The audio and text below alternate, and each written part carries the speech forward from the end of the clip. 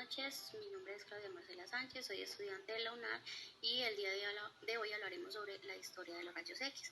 Todo comenzó el 8 de noviembre con el físico alemán Wilhelm Conrad, donde descubrió mientras realizaba unos experimentos con tubos de vacío en un generador eléctrico. Y allí fue que este científico descubrió los primeros rayos X y su primer descubrimiento fue realizado a su esposa. En 1896, Conrad realizó su primera demostración de rayos X el 23 de enero ante la Sociedad Médica Física. No obstante, más adelante, en 1901, recibió el primer premio Nobel en la física. En 1896, Hermann, este otro científico, toma su primera radiografía intraoral. Eso fue realizado en Estados Unidos. Este científico tomó su primera radiografía de su propia dentadura. Henry Becquerel en ese mismo año descubrió que el uranio emitía radiación. En 1897 se creó el primer gabinete para emitir diagnósticos clínicos y desafortunadamente la primera lista de radiólogos víctimas de estos rayos X. Ellos hacían tantas pruebas y tanto eso que se irradiaban demasiado y desafortunadamente fallecieron. Mi nombre es Isabela Valenzuela Tilano, estudiante de Radiología e Imágenes Diagnósticas de la Universidad Nacional Abierta y a Distancia. Para este video les voy a hablar sobre la evolución del tomógrafo. Podemos ver aquí en la línea de tiempo que en el 1970 surge el primer tomógrafo a través del científico Hounsfield y experimenta su primer TAC de laboratorio. En esa época un corte se tardaba 24 horas en realizarse y solo hacían movimientos de traslación y rotación. En el 1972, en el Hospital de Londres, Atkinson Morley, con el TAC de Hounsfield se detecta el primer tumor quístico en el lóbulo frontal de un paciente. Este tomógrafo solo se utilizaba para estudios de cráneo. En el 1974, la empresa Siemens, que es una empresa multinacional que fabricó el primer TAC de cerebro porque tenían limitantes, ya que son equipos de primera generación.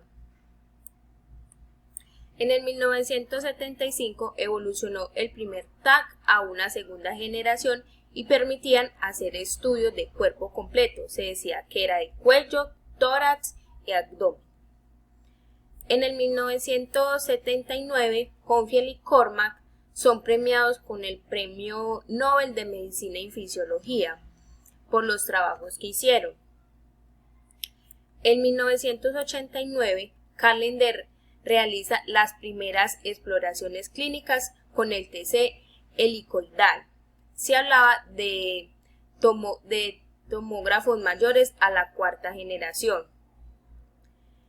En el 1998 sale al mercado el primer TC multicorte después de la cuarta generación.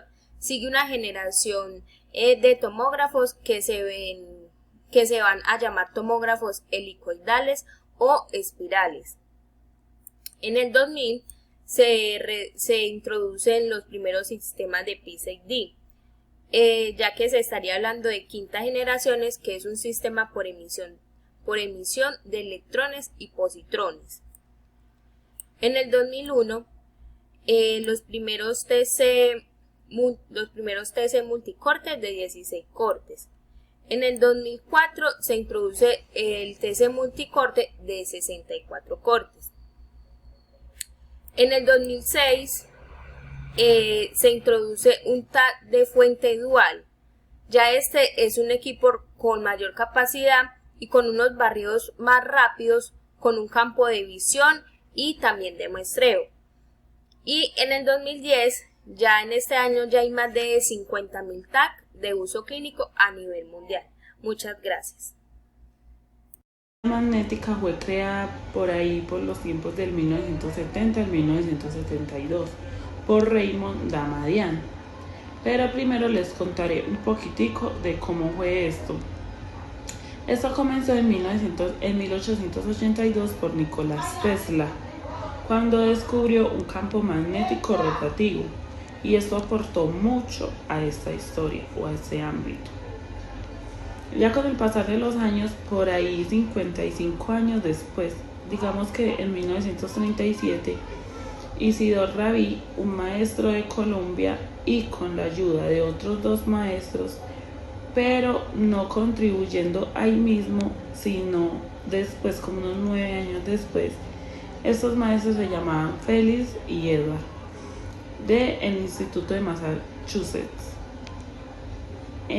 Adelantaron y verificaron el experimento llamado resonancia magnética nuclear o RMN.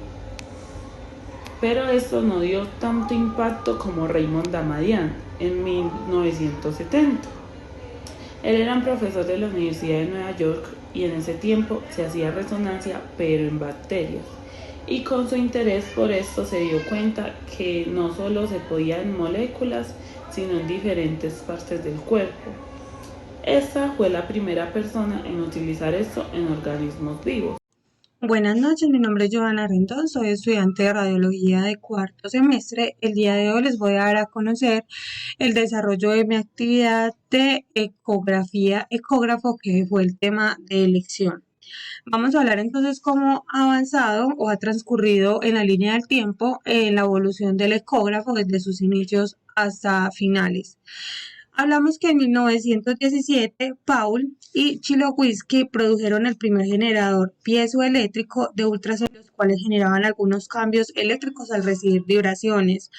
Esto fue utilizado para estudiar el fondo marino. En 1940, los laboratorios Bell fue la primera aparición del ecógrafo, donde se había probado por la transmisión de ondas sonoras a través de las sondas, donde se realizaron pequeños experimentos con ultrasonidos para ubicar pues algunos tumores cerebrales. También podemos ver que en 1953 Jerome Hersten utilizó o usó en algunos casos la técnica de experimentos para tratar enfermedades como la artritis. La sonografía moderna presentaba algunos problemas porque se necesitaba que algunos pacientes estuvieran sumergidos en su totalidad para lograr poder tener como un funcionamiento de esta tecnología. Aunque claro está que al transcurrir el tiempo esto fue evolucionando y no fue como un problema. Ya en 1958 podemos ver que Ian Donald hizo un reconocimiento de algunos avances terapéuticos para el ecógrafo y el ultrasonido.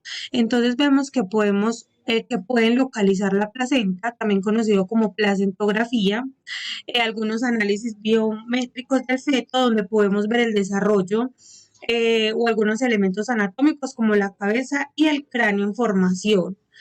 En 1980, Bernard Benoit sería pues como el responsable de volver populares el ecógrafo de una manera más moderna, como lo llamamos en este momento, en 3D o en 530D Voluson, que es el uso de la clave donde es posible colorear y graficar en 3 dimensiones todas las imágenes, obteniendo a través del sonido, teniendo pues como algunos tipos de evolución. Por ejemplo, podemos ver en la zoología, en terapia, en sismología, en medicina, incluso en los animales podemos utilizar esa evolución del ecógrafo donde podemos ver más allá del diagnóstico del paciente y a profundidad cómo lo podemos tratar. Este ha sido como la línea del tiempo del ecógrafo.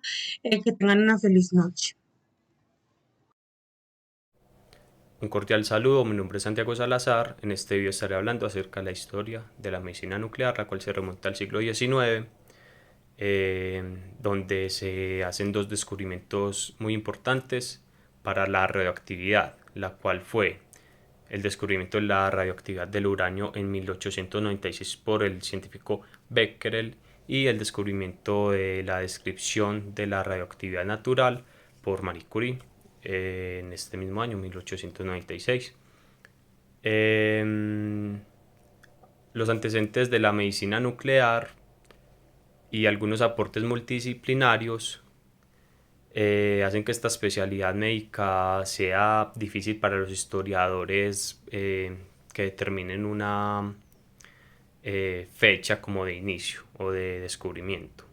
Aún así se considera pues que el descubrimiento de la producción artificial de radionúclidos por Frederick Geoffroy Curry e Irene Geoffroy Curry en febrero de 1934 y la producción de radionúclidos en el Laboratorio Nacional de Oak Ridge para uso médico en 1946 fueron pues, como los pasos más importantes de esta medicina. También en 1938 dan conocimiento de la aplicación médica de los primeros radioisótopos cuando dos científicos llamados Robert y Evans dan como el primer paso con un paciente que sufría de cáncer de tiroides con un radioisótopo de radioyodo. También se hace reconocimiento después de la publicación de un artículo en Sam Seidels en el Journal of the American Association en diciembre de 1946. El término de medicina nuclear se refiere a la especialidad médica que utiliza radiotrazadores o también llamados radiofármacos para evaluar las funciones corporales y diagnósticas para el tratamiento pues, de enfermedades, más que todo el cáncer.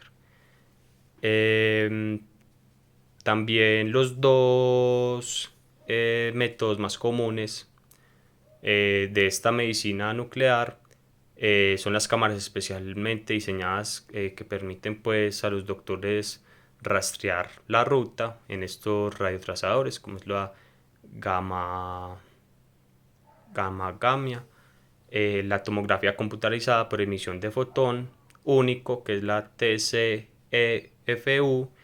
y también la tomografía por emisión de positrones, que es la TEP.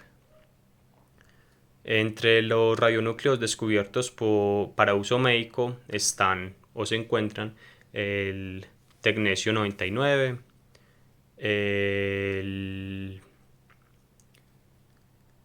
también está, lo descubrió Perry Sengre en 1937. Él desarrolló pues un sistema generador de dicho tecnesio 99 en la década de 1960 y eso lo convirtió en el método práctico para el uso médico, llegando pues a utilizarse hasta en el 80% de las exploraciones médicas. Para ir concluyendo toda esta historia, en la actualidad hay un gran desarrollo tecnológico tanto de los equipos SPEC o PET, así como los equipos híbridos, que son como SPECTAC, que son como conjugaciones con tomografía computarizada, o PECTAC, o también PET-RMN. Además de sondas especializadas para el uso en cirugía radioguiada, como lo puede ser en angiografía, que estas pues propician un importante crecimiento de los procedimientos médicos nucleares y de sus indicaciones clínicas, debido pues al gran impacto que genera este manejo de las enfermedades de los pacientes con dicha tecnología tan avanzada. Esto sería todo, muchas gracias.